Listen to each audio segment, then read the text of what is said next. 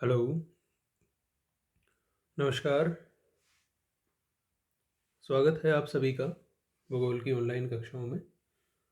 उम्मीद है आप सभी स्वस्थ हैं और नियमित रूप से आप अपनी तैयारी कर रहे हैं। और आप में से कुछ बच्चे रीट की भी तैयारी कर रहे हैं अभी, जैसा सुनने में आया है। तो अच्छी बात है कि आप लोग तैयारी कर रहे हो, बहुत अच्छी बात है। और मैं तो कहूँगा कि सभी को आपको ये तैयारी करनी चाहिए। आप एलिजिबल हो नहीं हो, क्या करना है नहीं करना है, देना है नहीं देना, वो देखो सब एक तरफ है।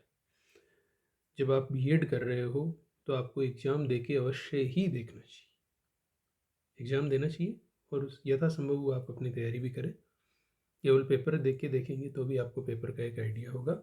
तो ये चीज़ तो मैं पहले ही बता दूँ अपनी वीडियो शुरू करने से पहले ही, क्योंकि देखिए अपना ज्योग्राफी का सिलेबस लगभग लगभग कंप्लीट है। फोर्थ यूनिट है, आधी कर चुके हैं अपन, एक यूनिट रही है। तो वो अपन आप एग्ज़ाम दे आराम से, उसके बाद में भी अपन कर लेंगे, कोई दिक्कत नहीं है। इसलिए मैं कहूँ सभी से कहूँगा कि हाँ, तैयारी ज़रूर करें और पेपर ज़रूर दें। ये ज़रूरी नहीं कि आप उसमें नंबर आपका आए ही या आपको लाना ही। अगर आपकी भी आप पूर्णतः एलिजिबल नहीं हो, मान लो किसी की एज का कोई इश्यू हो, किसी की कोई और इश्यू हो, तो जो भी आपके इश्यू हो, एक बार आप पेपर अवश्य दें। और हो सकता है किस्मत आपकी इस बार अच्छी हो, अच्छी तैयारी हो, तो आप पहली बार में ही क्लियर हो जाए। तो वो कोई बड़ी बात नहीं है, इसलिए उसकी तैयारी आप ज़रूर करें। और यहाँ अपन देखिए बात कर रहे थे अपने सिलेबस के अकॉर्डिंग देखें तो अपना जो फोर्थ यूनिट है उसका सेकंड टॉपिक है भौतिक भूगोल, भूगोल में द्वैतवाद। तो आज अपन इसकी चर्चा करेंगे।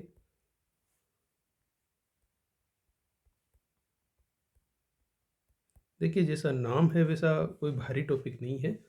नॉर्मली मैं आप सबसे पूछना चाहूँगा कि द्वैतवाद का मतलब क्या होता है, किसे कहते हैं द्वैतवाद।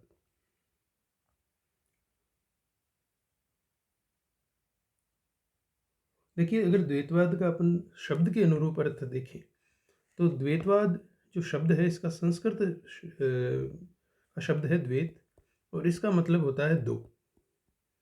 मतलब कोई दो वस्तुएं या दो वस्तुएं, तो अपन ये कह सकते हैं कि दो से इसका संबंध है। ठीक है, लेकिन दो भागों में अथवा दो भिन्न रूपों वाली जो स्थिति होती है उसको इससे निरूपित किया जाता है। मतलब दो अलग अलग जो स्थितियाँ हैं उसको दर्शक बताने के लिए ये शब्द काम में लेते हैं। और इस शब्द के अर्थ में देखिए अगर विषयवार अपन देखें तो काफ़ी विविधताएं हैं। जैसे दर्शन और धर्म में इसका अर्थ पूजा अर्चना से लिया जाता है। इसके अलावा जो पूजा अर्चना या प्रार्थना करने की जो विधियाँ के जो अलग अलग रूप है उसके आधार पर इसको द्वैतवाद की संज्ञा दी जाती है। जैसे भक्ति आंदोलन है, सूफी आंदोलन है, आप वहाँ इसका नाम सुनेंगे दार्शनिकों में। माधवाचार्य आदि जो विद्वान हुए उन्होंने इनके बारे में बताया। लेकिन अपना द्वैतवाद वो वाला नहीं है। यहाँ द्वैतवाद से मतलब है कि भूगोल में दो जो विचारधाराएं आई, दो पक्ष आए भूगोल के अध्ययन के, उनको क्या कहा गया, यहाँ पे द्वैतवाद कहा गया है। अब देखिए हुआ क्या कि प्राचीन काल से भूगोल की जो विभिन्न पक्ष है उनका अध्ययन होता था। लेकिन जैसे जैसे नवीन प्रवृत्तियां आई वैसे वैसे अलग अलग विचार आए। तो कुछ लोग एक पक्ष पर जोर देने लगे, कुछ लोग दूसरे पक्ष पर जोर देने लगे। तो इस प्रकार से ये कह सकते हैं कि अपन एक ही विषय के दो भाग बन गए, जो विभाजन हो गया, दो अलग अलग विचारधाराएं बन गई। वो क्या कहलाई, द्वैतवाद कहलाई। सर्वप्रथम अगर अपन देखें तो यूनानी विद्वानों ने द्वैतवाद की नींव डाली थी। और जब हेकेटियस ने सबसे पहले भौतिक भूगोल पर जोर दिया और हेरोडोटस और स्ट्रेबो ने मानवीय पक्ष पर जोर दिया, तभी से इसकी शुरुआत मानी जाती है। क्योंकि हेरोडोटस और स्ट्रेबो ये क्या कर रहे हैं, हेरोडोटस और एक कौन, स्ट्रेबो, ये किसका पक्ष ले रहे हैं, मानव का या मानवीय पक्ष। तो ये तो क्या है, एक तरह से अपन कह सकते हैं कि मानव भूगोल का समर्थन कर रहे हैं। और दूसरी तरफ क्या है, भौतिक भूगोल। और भौतिक भूगोल में जो भौतिक तत्व हैं इनका पक्ष कौन ले रहा है, हेकेटियस। तो यही भूगोल के ही अध्ययन के जो तौर तरीके हैं, जो विषय सामग्री है, उसको लेकर जो मत विभाजन हुआ, इसी को क्या कहा जाता है, भूगोल में द्वैतवाद कहा जाता है। ठीक है, और इसका जो वास्तविक विकास हुआ था वो प्रारंभ हुआ था 17वीं शताब्दी में। कब हुआ, 17वीं शताब्दी में। और इस समय वोरेनियस ने एक पुस्तक निकाली थी अपनी 1622 में, जिसका नाम था सामान्य भूगोल, और इसमें सर्वप्रथम भौतिक भूगोल और मानव भूगोल के मध्य अंतर स्थापित किया गया, अंतर बताया गया, और यहीं से इसकी शुरुआत मानी जाती है। और कैसे कैसे हुआ इसका, किन किन किन रूपों में अगर उसकी बात करें तो भूगोल का जो अध्ययन क्षेत्र है, जो अध्ययन प्रक्रिया है, इसमें जो कुछ महत्वपूर्ण द्वैत सम्मिलित है उनको अगर अपन देखें तो एक तो द्वैत चलता है सामान्य भूगोल वर्सेज विशिष्ट भूगोल, दूसरा चलता है भौतिक भूगोल वर्सेज मानव भूगोल, तीसरा चलता है निश्चयवादी वर्सेज संभववादी भूगोल, चौथा चलता है ऐतिहासिक वर्सेज समकालीन भूगोल, और पांचवा चलता है सैद्धांतिक वर्सेज व्यवहारिक भूगोल। ये आपने नाम सुने होंगे, लेकिन इनमें से अपने सिलेबस में केवल दो ही है, एक तो भौतिक भूगोल और मानव भूगोल का द्वैत, और दूसरा व्यवस्थित और प्रादेशिक भूगोल का द्वैत। समझ गए? तो बस ये इतनी बात लिख लो, फिर आगे आगे की अपन चर्चा करते हैं। तो लिखना शुरू करें। देखिए, द्वैत शब्द, द्वैत शब्द का सामान्यतः अर्थ दो से लिया जाता है। दो, गिनती वाला दो, एक दो, तो दो को हिंदी में लिखो दो, और उसको सिंगल इन्वर्टेड कोमा में बंद कर लो और अंडरलाइन कर लो। का सामान्य अर्थ दो से लिया जाता है, अर्थात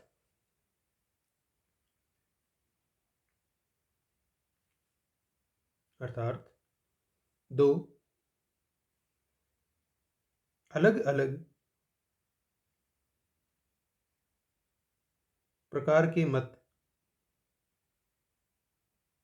अर्थात दो अलग अलग प्रकार के मत या स्थिति को इस शब्द के द्वारा निरूपित किया जाता है,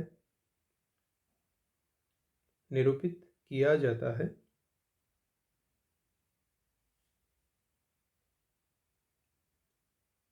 आगे लिखें, भूगोल में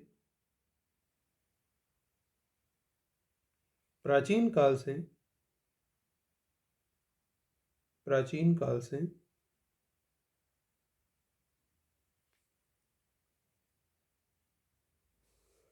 विभिन्न भौगोलिक पक्षों का अध्ययन किया जाता रहा है, किया जाता रहा है।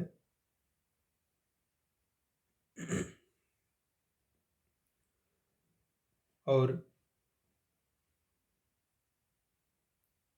आगे चलकर जैसे जैसे भूगोल में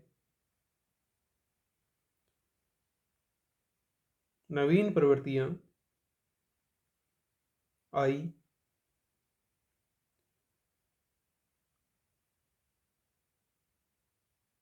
वैसे वैसे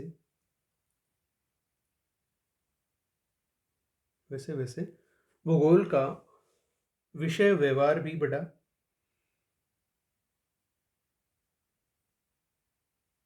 विषय व्यवहार भी बढ़ा, और भूगोल में द्वैतवाद की अवधारणा प्रचलन में आई,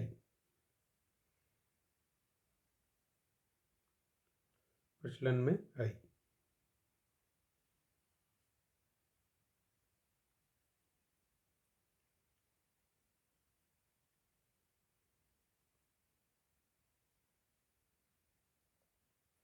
आगे लिखिए, सर्वप्रथम यूनानी विद्वानों ने भूगोल में द्वैतवाद की नींव डाली,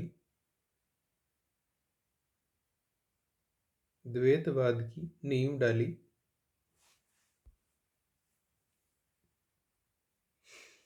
जब हेकेटियस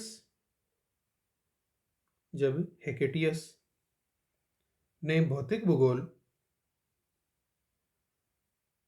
तथा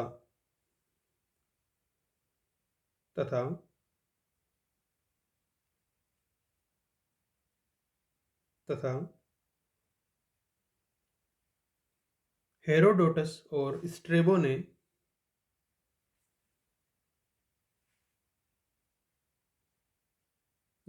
ने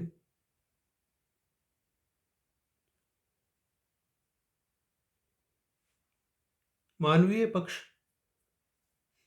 पर जोर दिया।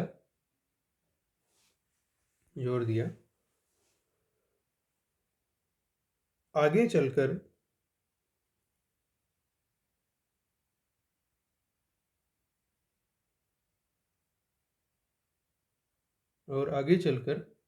द्वैतवाद का वास्तविक विकास 17वीं शताब्दी में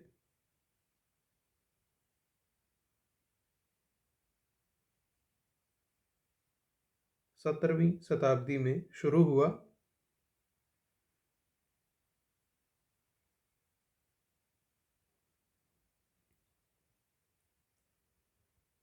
जब वारेनियस ने अपनी पुस्तक सामान्य भूगोल में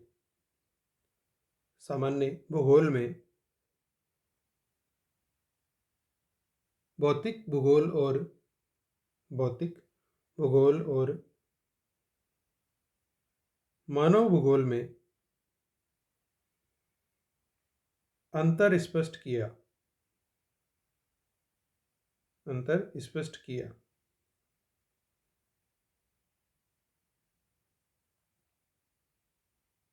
ठीक है, आगे लिखें नेक्स्ट लाइन से।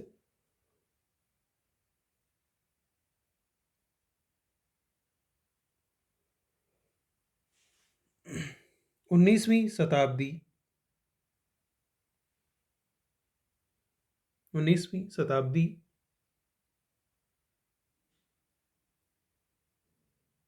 से लेकर वर्तमान समय तक भूगोल का विकास तीव्र गति से हुआ और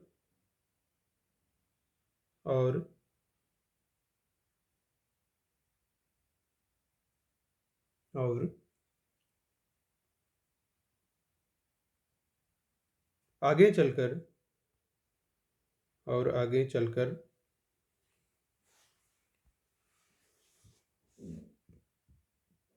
भूगोल की अनेक विशेषताएं बनी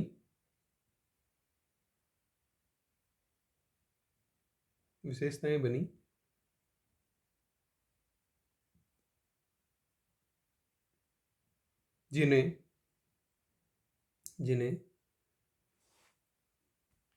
कुछ वर्गों में विभाजित किया गया।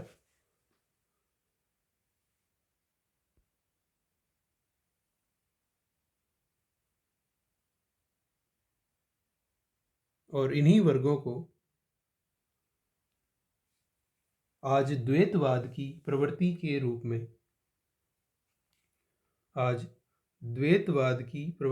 रूप में देखा जाता है।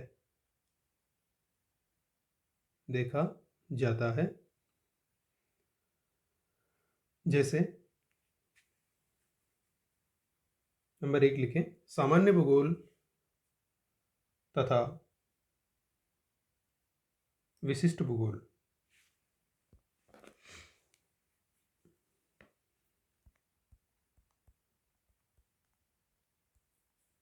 सामान्य भूगोल तथा विशिष्ट भूगोल।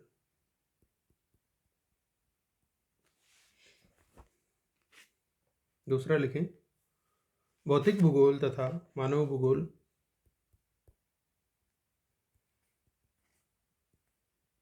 भौतिक भूगोल तथा मानव भूगोल। तीसरा,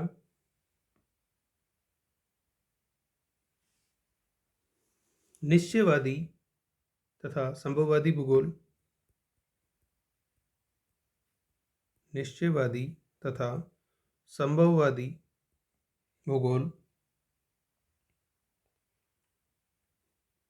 चौथा,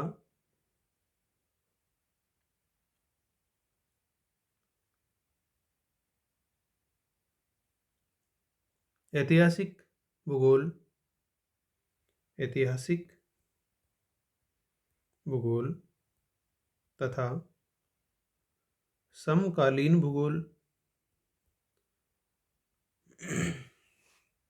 समकालीन भूगोल।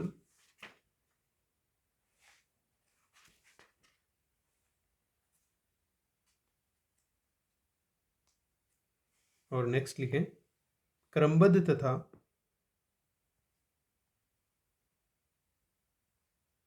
प्रादेशिक भूगोल। क्रमबद्ध तथा प्रादेशिक भूगोल।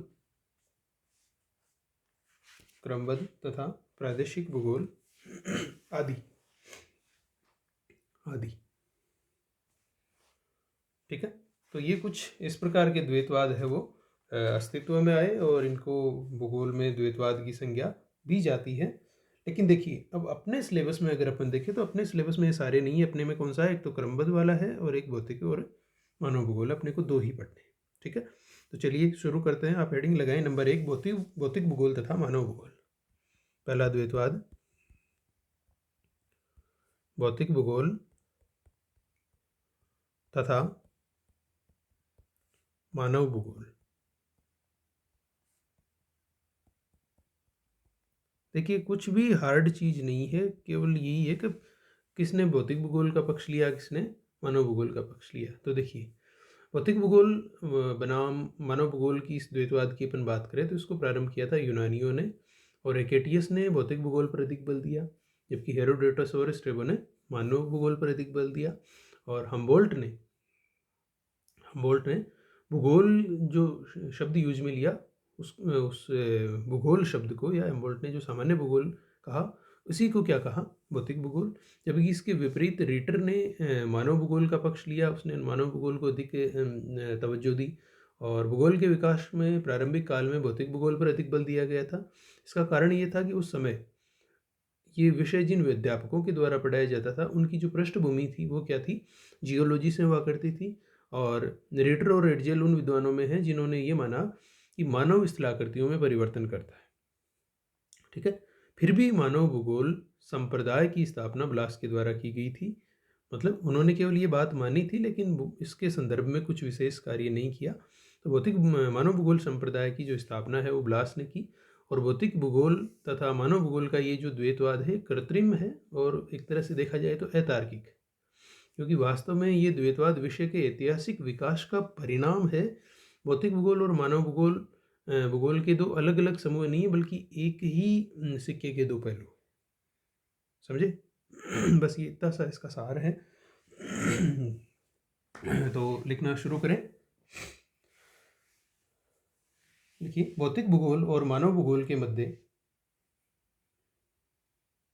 भौतिक भूगोल और मानव भूगोल के मध्य द्वैतवाद द्वैतवाद की संकल्पना यूनानियों के द्वारा शुरू की गई, या यूनानी विद्वानों के द्वारा शुरू की गई।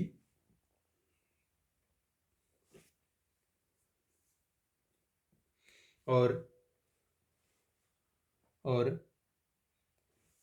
हेकेटियस तथा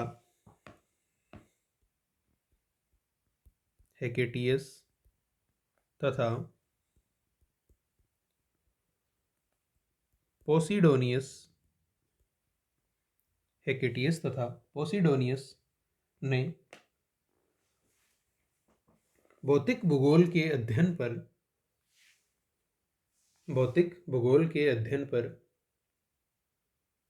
अधिक बल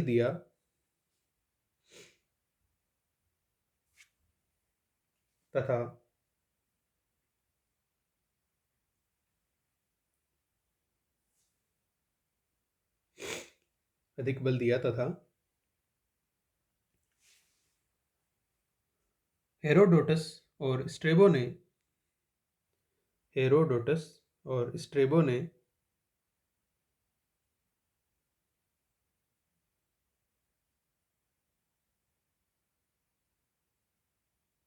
हेरोडोटस तथा स्ट्रेबो ने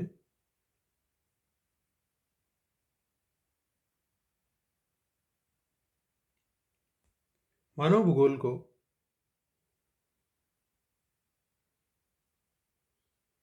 अधिक महत्व दिया।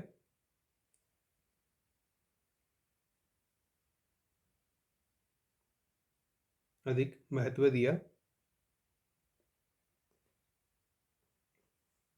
सर्वप्रथम सर्वप्रथम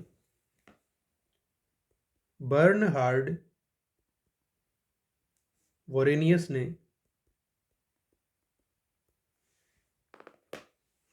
ने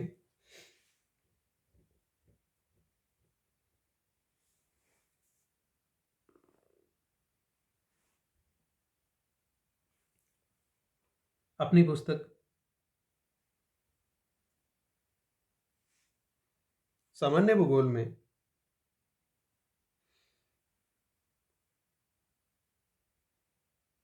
भौतिक भूगोल और मानव भूगोल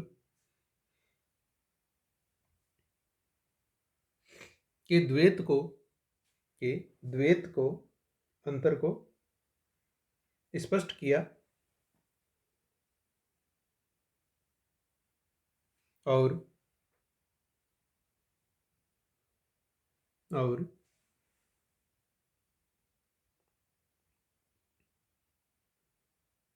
हम्बोल्ट ने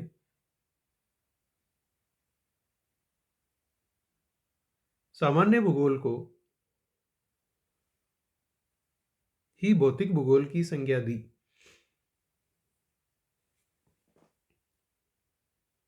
इसके विपरीत रिटर ने मानव भूगोल को अधिक महत्ता दी।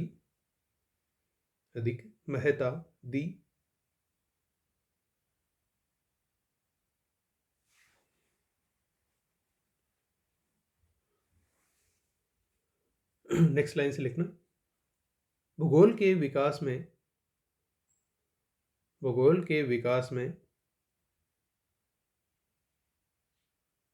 प्रारंभिक समय में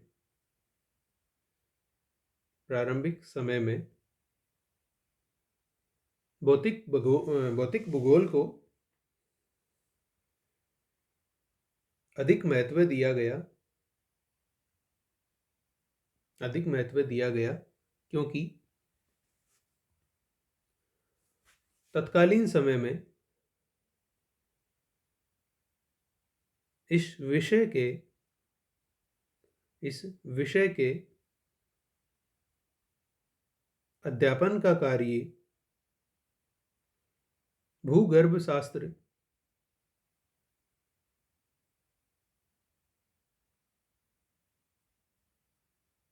शास्त्र से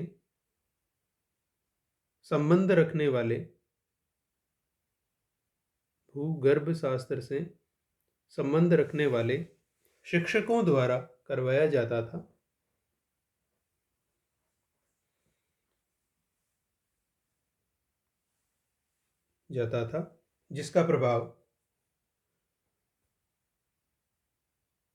जिसका प्रभाव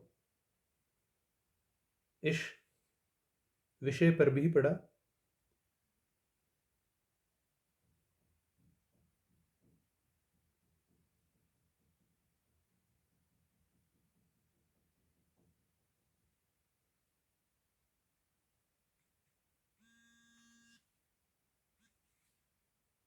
ठीक है, आगे नेक्स्ट लाइन से लिखना।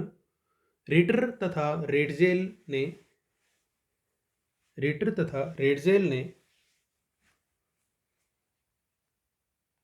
मानवीय पक्ष का समर्थन करते हुए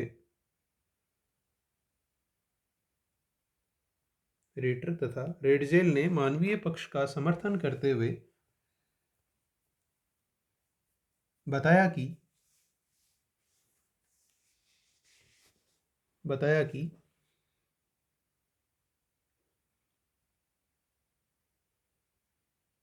मानव के द्वारा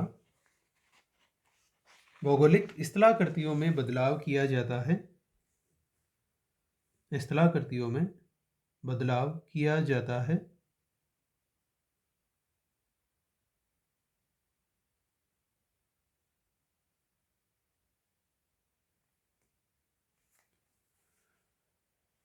किया जाता है। आगे लिखना, रेडजेल ने ही मानव भूगोल को व्यवस्थित तथा संगठित करने का कार्य भी किया।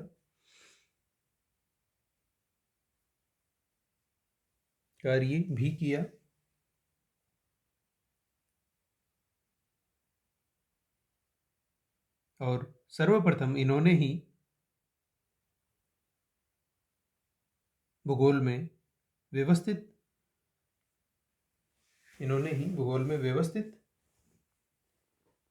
अर्थात क्रमबद्ध अध्ययन की शुरुआत की। इसलिए इन्हें मानव भूगोल का जन्मदाता भी माना जाता है।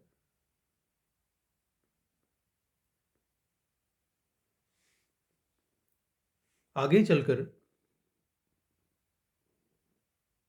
ब्लास के द्वारा मानव भूगोल को और ज़्यादा स्थायित्व प्रदान किया गया।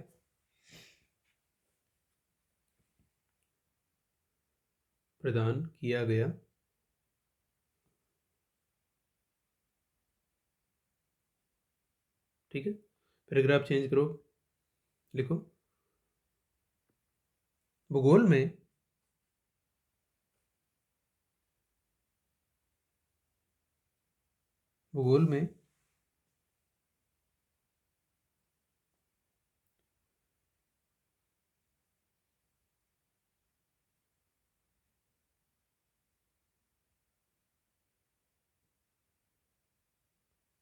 इस द्वैतवाद के अनुरूप भौतिक भूगोल में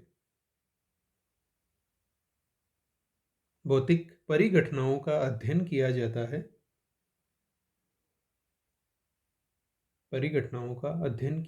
है।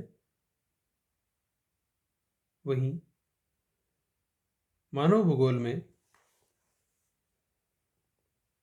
मानवीय क्रियाकलापों,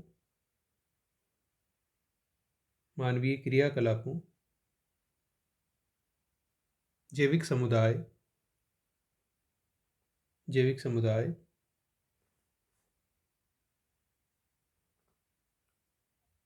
उद्योग खनन परिवहन आदि का अध्ययन होता है।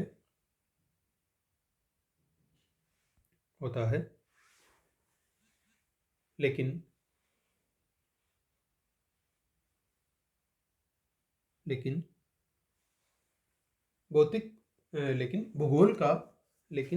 भूगोल का यह द्वैतवाद वास्तव में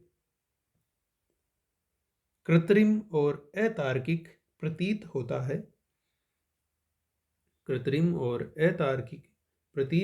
है,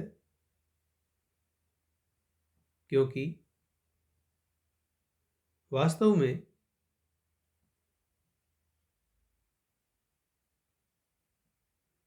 में यह द्वैतवाद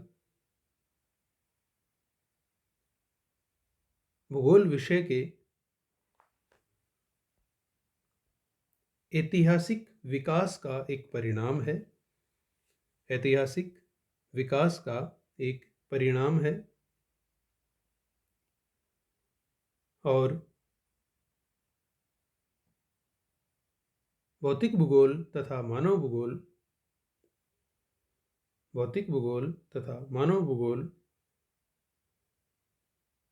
भूगोल के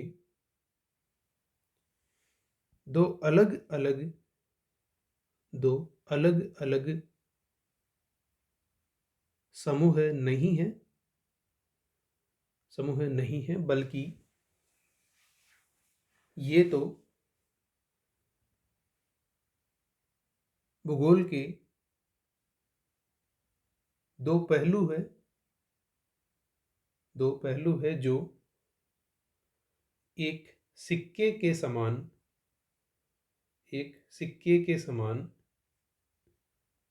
एक दूसरे से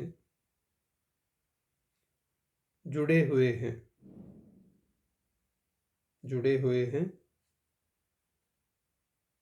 और इन्हें अलग करना संभव नहीं है।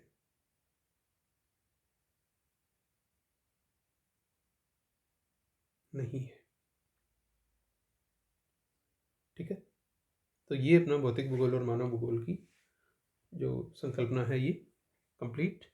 उम्मीद है आपको समझ में आई होगी। एक बार इसको जो लिखा है, एक बार इसकी 1 मिनट में जल्दी से रीडिंग कर लीजिए, फिर अपन दूसरा शुरू करते हैं, नहीं तो दिमाग में आपके कन्फ्यूजन बना रहेगा।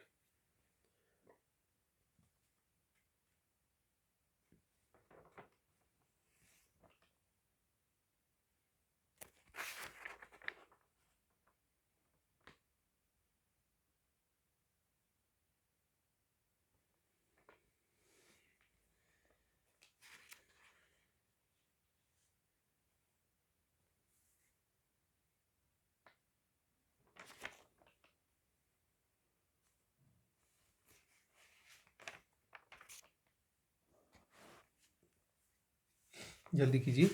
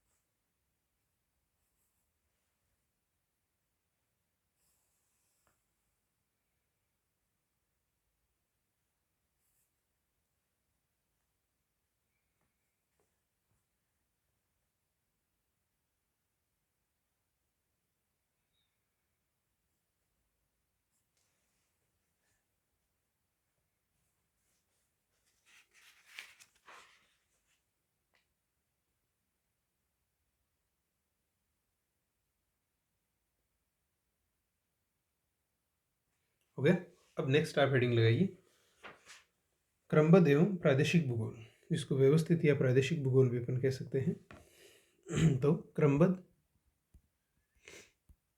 एवं प्रादेशिक भूगोल।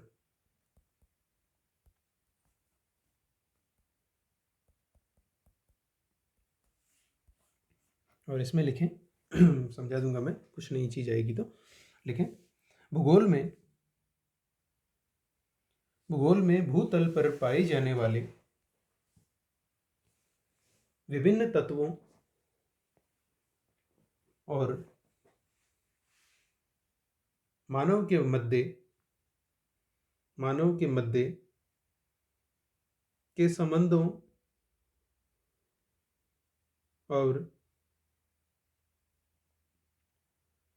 घटित होने वाली अंतःक्रियाओं का अध्ययन किया जाता है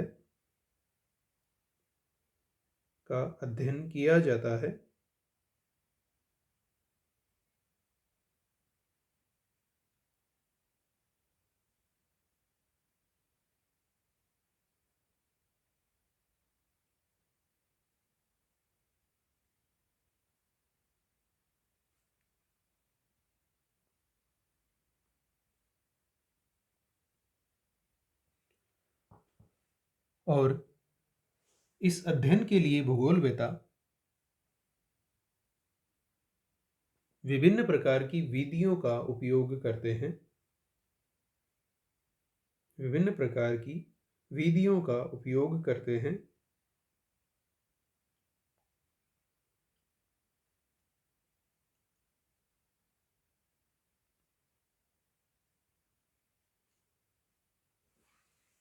और इसी के अंतर्गत इसी के अंतर्गत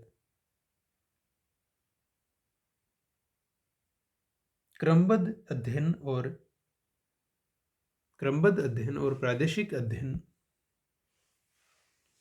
भूगोल की विषय वस्तु के अध्ययन की दो विधियां हैं।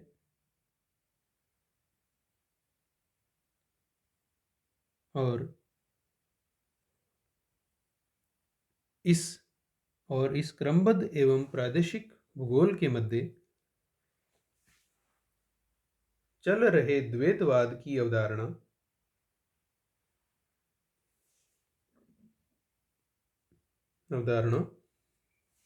काफी प्राचीन है।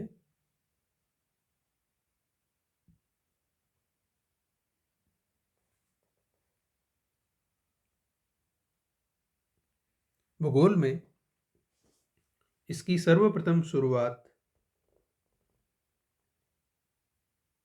वोरेनियस के द्वारा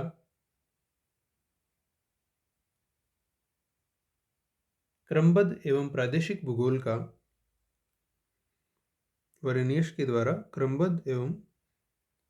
भूगोल का विभाजन करके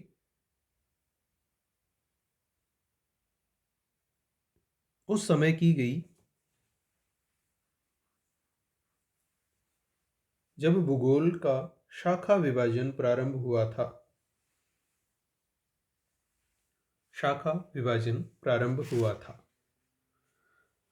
ठीक है, इतनी बात समझ में आ गई कि ये क्या है, प्राचीन समय से ही उपयोग में ली जा रही है। और क्या है, भूगोल के अध्ययन की दो विधियां हैं कि क्रमबद्ध तरीके से पढ़ा जाए या प्रादेशिक तरीके से पढ़ा जाए।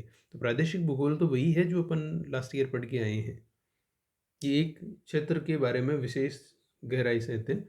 तो पैराग्राफ चेंज कीजिए, अभी अपन एक एक की बात कर लेते हैं। पहले पैराग्राफ चेंज करके लिखिए, क्रमबद्ध या व्यवस्थित या सामान्य भूगोल, क्रमबद्ध या व्यवस्थित या सामान्य भूगोल में भूतल पर पाए जाने वाले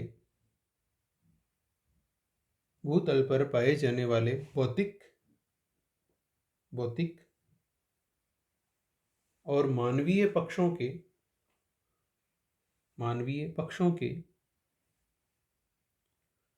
विभिन्न तथ्यों और विशेषताओं का अध्ययन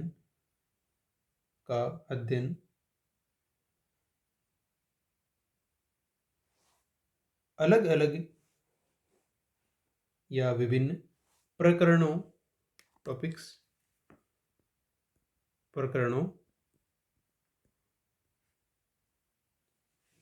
में विभाजित करके किया जाता है।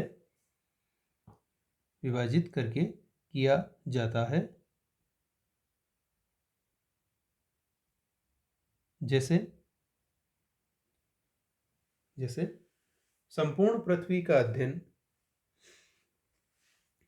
पृथ्वी का अध्ययन करने के लिए उसे सर्वप्रथम स्थलमंडल, जलमंडल, वायुमंडल, जैवमंडल आदि में विभाजित किया जाएगा। और फिर आवश्यकता अनुरूप इन्हें पुनः उपविभाजित किया जाता है।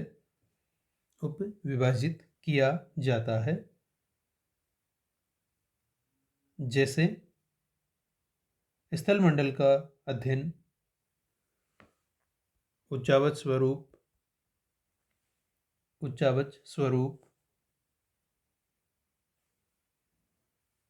पर्वत पठार मैदान, कॉमा कॉमा वायुमंडल का अध्ययन, संरचना, तापमान, वायुदाब, संरचना, तापमान, वायुदाब, वर्षा, पवनें आदि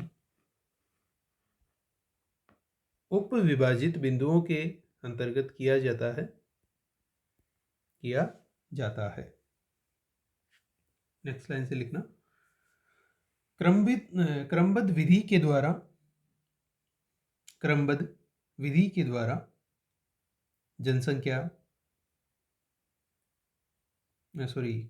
के द्वारा मानव भूगोल का अध्ययन भी किया जा सकता है।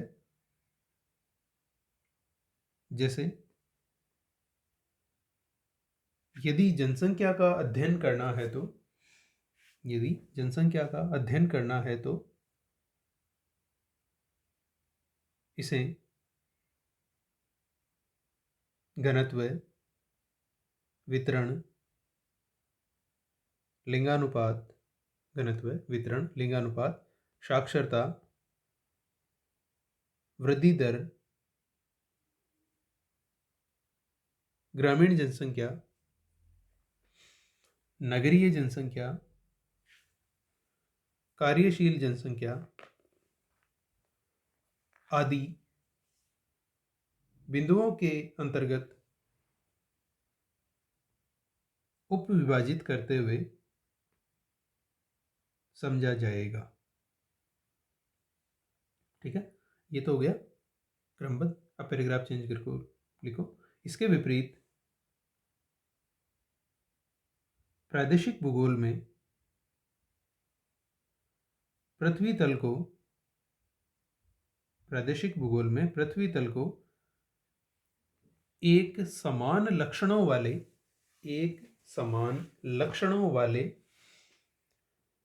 प्रदेशों में विभाजित कर लिया जाता है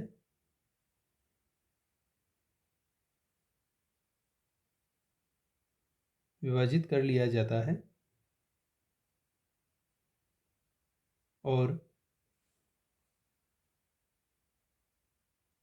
फिर उस एक समान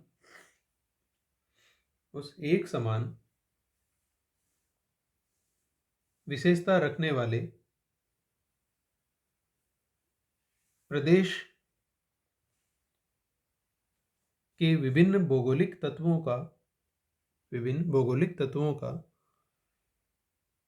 क्रमबद्ध तरीके से अध्ययन किया जाता है।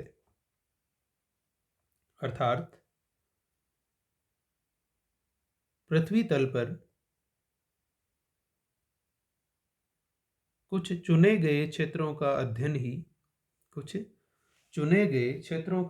ही प्रादेशिक भूगोल है,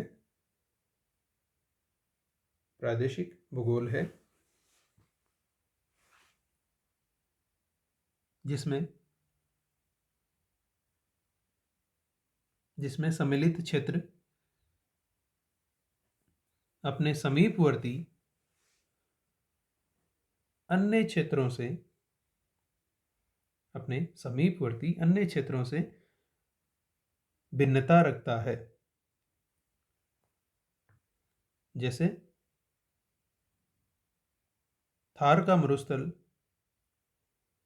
मरुस्थल हिमालय प्रदेश से भिन्नता रखता है और दोनों ही स्थानों की भूमि की संरचना, अपवाह प्रणाली, जलवायु, मिट्टी, जलवायु, मिट्टी, वनस्पति, जीव जंतु आदि भिन्न भिन्न है। अतः प्रादेशिक भूगोल में इन दोनों क्षेत्रों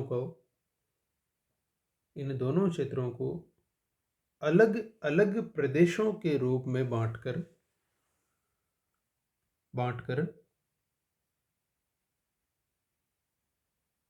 इनका बिंदुवर अध्ययन किया जाता है, मतलब टॉपिक टू टॉपिक अध्ययन किया जाता है। और आगे आवश्यकता पड़ने पर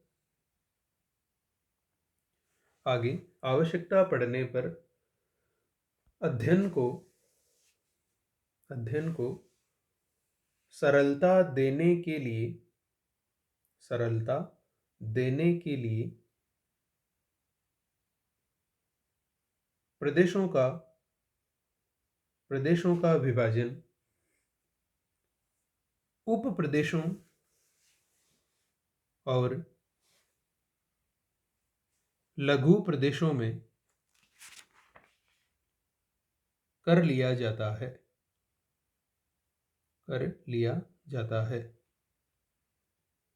ठीक है।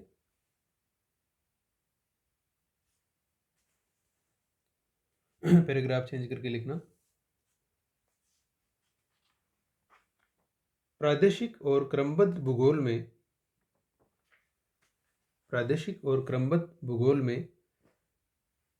अंतर बताने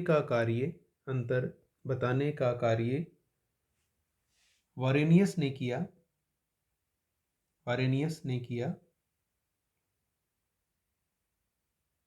और इन्होंने क्रमिक रूप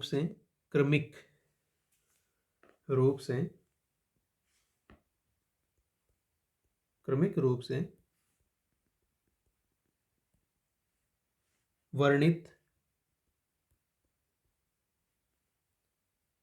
एक सामान्यीकृत अध्ययन को क्रमबद्ध भूगोल और विशेषीकृत अध्ययन को प्रादेशिक भूगोल नाम दिया। ठीक है। और पैराग्राफ चेंज करके एक लाइन और लिख लो। भूगोल में इस द्वैतवाद की संकल्पना का विकास विभिन्न जटिलताओं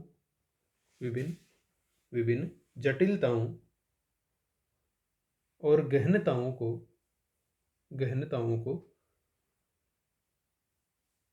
गहराई से समझने के लिए किया गया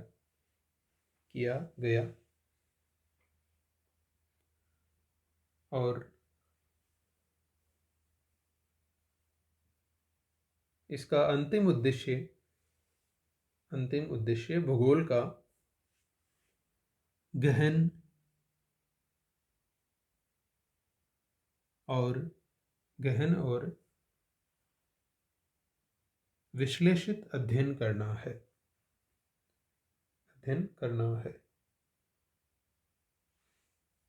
ठीक है। आई बात समझ में? देखिए, ऐसा कुछ भी नहीं है जो इसमें मैं अलग से आपको समझाऊं, एकदम इजी लैंग्वेज में मैंने आपको सारी बात ये लिखवा दी। इसको भी एक बार आप रीड करो और रीड करते ही आपको सारी बात समझ में आ जाएगी कि प्रादेशिक भूगोल और क्रमबद्ध भूगोल में अंतर क्या है। कि जिस प्रकार से अपन सामान्य भूगोल पढ़ते हैं तो उसमें क्या है, सारी चीज़ें बिंदुवार उसमें एक ही चैप्टर के अंतर्गत आ जाती है। जैसे आप क्या करते हैं, अपन एक नॉर्मली जैसे कोई आप जीके की किताब लाते हो तो उसमें क्या है, चैप्टर वाइज सारी चीज़ें जुड़ी हुई आ जाती है। ठीक है। और प्रादेशिक भूगोल अपन ने लास्ट ईयर पढ़ी है, क्या था उसमें, अपन ने एक क्षेत्र लिया और उस क्षेत्र की सारी चीज़ें अपन ने पढ़ी। फिर दूसरा चित्र लिया, दूसरे की सारी चीज़ें अपन ने पढ़ी और उसको अलग अलग बिंदुओं में विभाजित करते हुए पढ़ी, और क्या देखा कि एक क्षेत्र का जो अपन ने अध्ययन किया, एक क्षेत्र की जो दशाएं वो दूसरे में नहीं है, दूसरे की तीसरे में नहीं है। तो इस प्रकार से ये इसमें मूलभूत अंतर है कि या तो आप एक साथ ही सबको टॉपिक वाइज बांट के पढ़ रहे हो, मिक्स में पढ़ रहे हो, तो वो क्रमबद्ध है, और अगर आप उसमें से अलग अलग क्षेत्र अलग अलग विभाजित करके आप उसको डिवाइडेशन करके निकाल के पढ़ रहे हो, तो वो क्या है, प्रादेशिक है। बस ये इतना सा सार है इसका। तो ये इसी के साथ अपना ये टॉपिक कंप्लीट हुआ। उम्मीद है आपको समझ में आया होगा। और अब अपने इस यूनिट का केवल अगर अपन कहें तो वैसे मूल टॉपिक तो दो है, एक तो भूगोल में मात्रात्मक क्रांति है और दूसरा है कुछ प्रमुख संकल्पनाएं। तो ये अपन टॉपिक पढ़ेंगे नेक्स्ट वीडियो में। आज के लिए इतना ही। आप हेडिंग लगा के छोड़ दें, भूगोल में मात्रात्मक क्रांति। और मात्रात्मक क्रांति की चर्चा करेंगे अपन नेक्स्ट वीडियो में।